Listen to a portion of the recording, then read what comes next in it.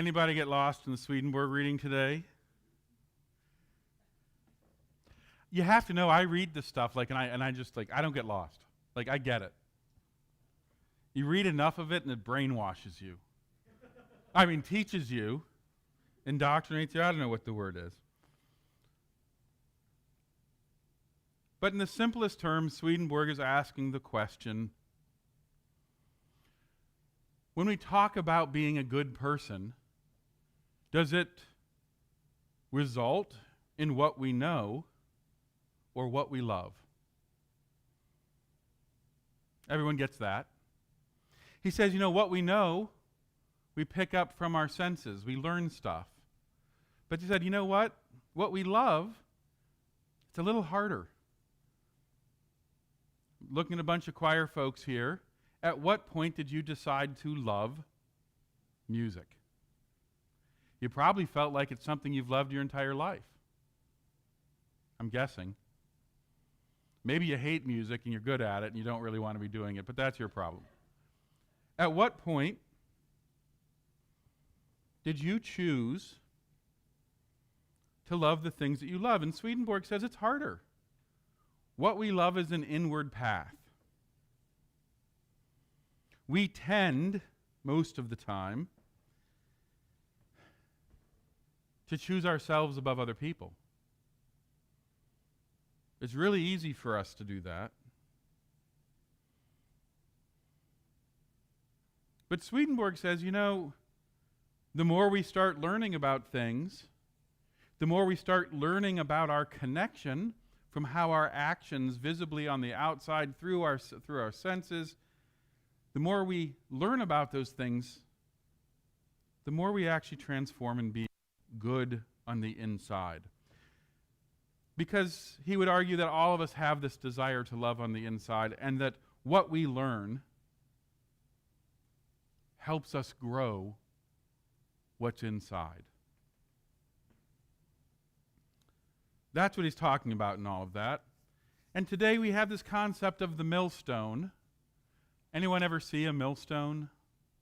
I realize periodically I think to myself, the Bible's really meaningless to us because it's talking about a world that we have no connection with. Just so you know, you are not to give your millstone as collateral for a loan. I recently just opened up a credit account with an electronics supplier who will remain nameless. And my first thought was, man, I better not give him my millstone. Okay, that's not true. I didn't think about my millstone at all. The people in the biblical time, the millstone was important to them as, I don't know, what would be something similar to you? Similar to maybe a refrigerator? A stove? Well, no, they had stoves. The millstone was something you would use every day because you did not go to the store and buy flour. You had grain stores, and you used your grain stores, and every day you would throw your grain into your millstone, and you would grind it up in order to make it so you could cook for the day. Our reading from Deuteronomy is talking about you handing over your ability to eat in collateral for a debt. Now, you all know me, I never look at the Bible on its surface levels. Swedenborg talks about the notion of the millstone in a way that's much more relevant to our daily lives. The millstone, if you can think about the idea of communion, where you have bread and you have wine, the millstone is instrumental to the bread. It's instrumental to making the basic thing that we need to eat to live. It is instrumental to living a life of love. For Swedenborg, that loaf of bread is all about love. So here's my question. How do you know what it means to be loving? What does it mean to be good? Can I simply memorize what it means to be good and quote it at an annoying frequency? And does that make me good? And Swedenborg offers that is not the case. That knowing what is true, knowing what is good, knowing what is right is not enough. It's an intersection between what you know and what you love. And that intersection is the grindstone. It's your processing. What does it mean for me to be a good person? What does it mean for me to improve? What does it mean for me to be better? If you do not have a basic desire to improve, guess what's going to happen? I have not yet met anyone who has gone anywhere when they didn't have a desire to stand up. Have you? If what your goal is just sit there.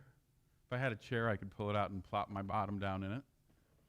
If you don't have a desire to leave that chair, you start asking questions about your world.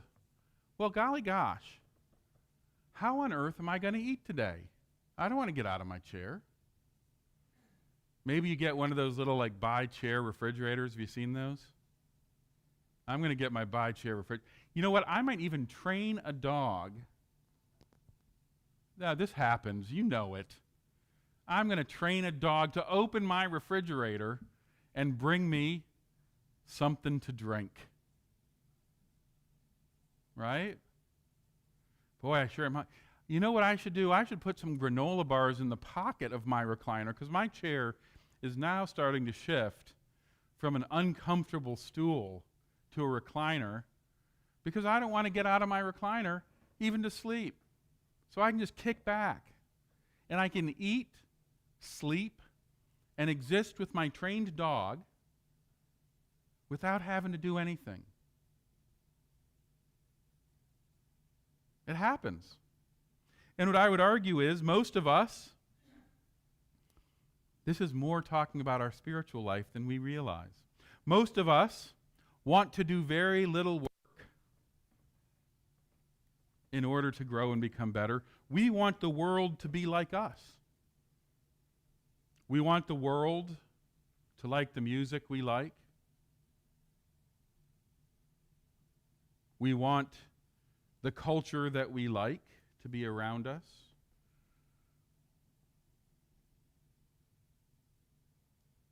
We want to make it so when we go to sleep that we're not bothered, and we wake up, anyone we want to call is also awake, even if it's 4 o'clock in the morning. Believe it or not, we don't realize it, but more often than not, we think this way. And then we do something, and there's a result to what we do. We wake that person up in the middle of the night, and they express to us some level of discontent that you called them at 4 o'clock in the morning. Unless sometimes they're up. It happens. And then maybe we begin to feel bad. Maybe we begin to realize that my way isn't the only way. The Bible is a book that takes us on the journey from being self-involved people to being people who ideally follow a little rule to love others as much as we love ourselves. All of a sudden, the question of, wouldn't I rather have a table where I'm serving a whole bunch of people because that's more of me to love than me sitting in a recliner with a box of granola bars and a trained dog? We are entering a time of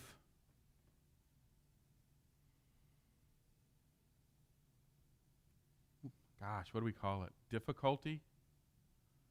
Our country is about to select a new leader, and the people on the up and the down, I don't know, the in and the out, the right and the left, are all prognosticating the end of the universe if the person they don't want is elected. What's going to happen when you're wrong?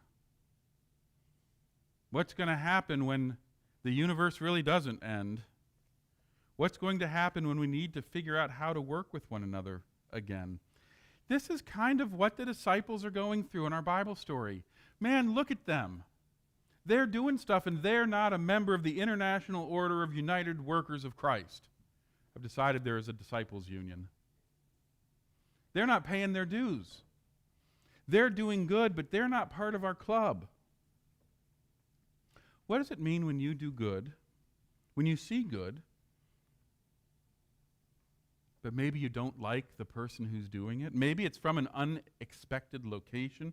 How much do you sit down and say, that can't be right because it's not a part of what I want, or I didn't do it? When do we complain about someone doing good when they're not a part of our team? We would never do that, would we? I'm guessing we do. I'm guessing we use a set of pre-assumptions about different types of people based on their affiliations, based on maybe what religion they are, where they live. I always find it funny in Boston, they always want to know what part of Boston you're from. Like it legitimates.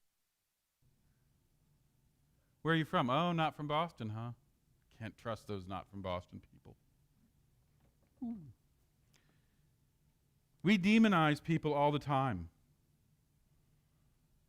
And don't think that it's only one side. The poor attack the wealthy as much as the wealthy attack the poor. As I said earlier, the Democrats attack the Republicans with the same ferocity that the Republicans attack Democrats. Pretty much everybody in our civilization and government fighting back at everyone else in the situation, right? The average non-governmental person always blames the government. The average government person always blames the non-government people. They look around, man, we have all this stuff to help those people out there, and they're just not using the government right. Meanwhile, the people are saying, man, our government doesn't care about us. They don't do anything for us. And they're going back and forth attacking each other. Employees attack the employer, and employers criticize the employees. The customer against the worker at the store. Citizens of the country against those aliens, both legal and illegal. Those people within the church and those people from outside the church.